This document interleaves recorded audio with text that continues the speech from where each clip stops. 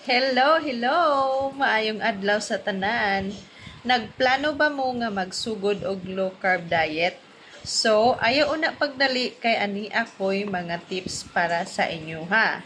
Mga butang nga dapat nimong masayran usa ka mag-start sa low carb para masigurado nga mas malampuson ang imuhang journey sa low carb diet.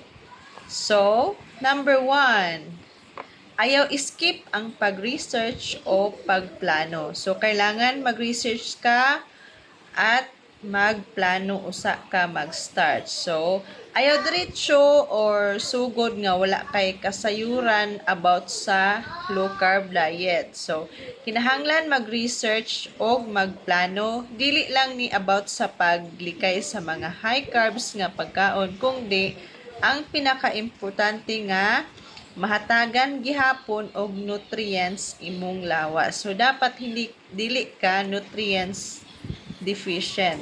So intact gihapon ang nutrients.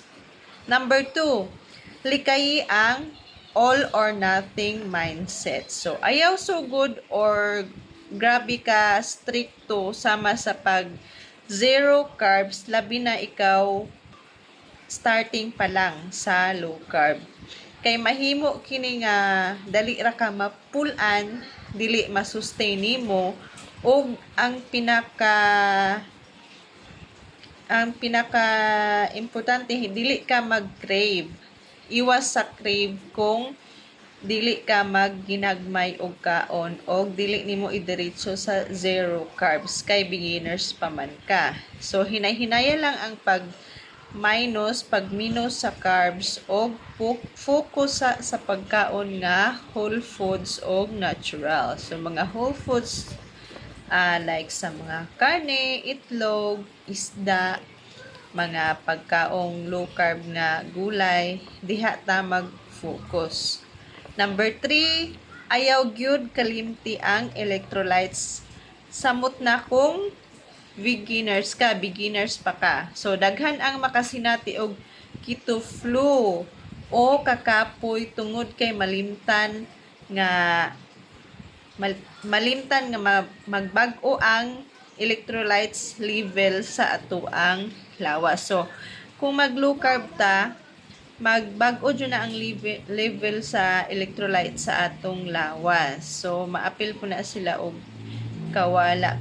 Kaya kinahanglan i-replenish nato og mga pagkaon nga whole foods og taas og mga nutrients. So magdugang og gamay nga asin sa pagkaon, pwede pod. Daghanon nimo gamay og kuan asin imuhang mga foods or inom og daghang electrolytes kada adlaw. Dayon dapat hydrated gyud ka taga-adlaw. Inom og daghang tubig ug kaon jud og mga pagkaon nga taas sa protein, mga meat og puno sa potassium like spinach og avocado. Number 4, likayi o ayaw pagsalig sa package na mga low carb treats. Samot na kung beginners ka. So, maski low carb siya, dili pasabot nga pwede na sa imo all the time nga i-consume. Samot na og baguhan pa ka sa way of eating.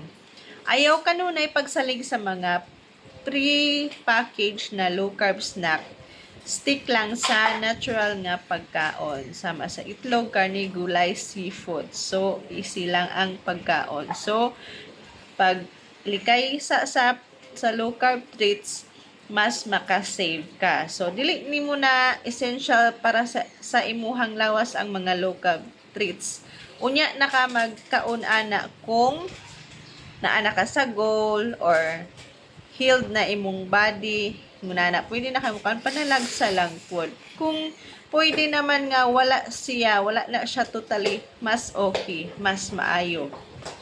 Number 5, ayaw pag-expect og instant results. So, ayaw pod pagdahom nga makita dayon ang resulta. Ayaw pagdali, ayaw pag-expect nga makita dayon. So, ang low carb diet maayo kayo na para sa long term, para sa maayong panglawas og weight loss.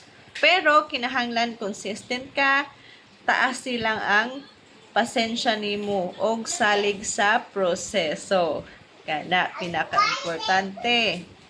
And then, kung andam na ka magsugod o nanginahanglan ka og tabang para mas maayo ang pagsugod nimo, comment lang o message lang sa ako Gusto kay ko nga mutabang ninyo sa inyong journey para ma-feel nimo nga healthy kaayo og amazing nga result. So dili ka magproblema atong mga yayat kay nasubrahan na pod. Andam daay kami mo dawat og slots, mga reservation slot para sa inyong coaching program kung gusto mo magsugod karong bag-ong tuig. So, message lang kamo og daghang salamat sa inyong pagtan-aw.